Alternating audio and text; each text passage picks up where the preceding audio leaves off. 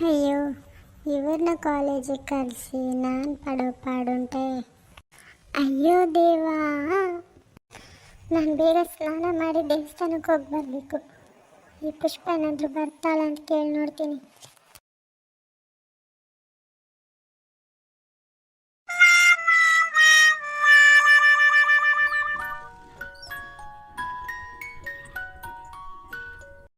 ಹಬ್ಬ, ಈ ಮನೆ ಕೆಲಸ ಎಲ್ಲ ಮುಗಿಸ್ ಕೂತ್ಕೊಳ್ಳುವಷ್ಟರಲ್ಲಿ ಜೀವನೇ ಹೋದಂಗಿರುತ್ತೆ.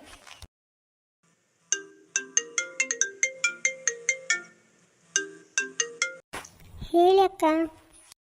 ಪುಷ್ಪ, ಟೈಮ್ ಅಂತಲ್ವೇನೆ? ನೀನೇನು ಸ್ನಾನ ಮಾಡಿಬಿಟ್ಟಿಯಾ ಇಲ್ಲ ಇನ್ನು ಮಾಡಬೇಕಾ?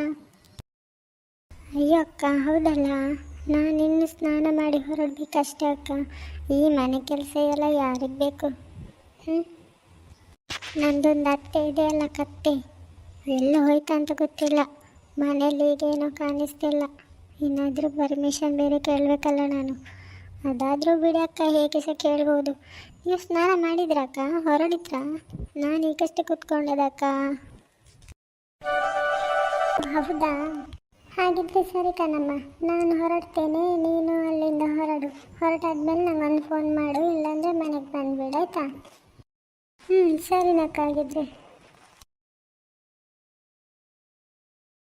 ಅಯ್ಯೋ ದೇವ, ನಮ್ಮ ಅತ್ತೆ ಬಂದ್ಬಿಟ್ಲಲ್ಲ.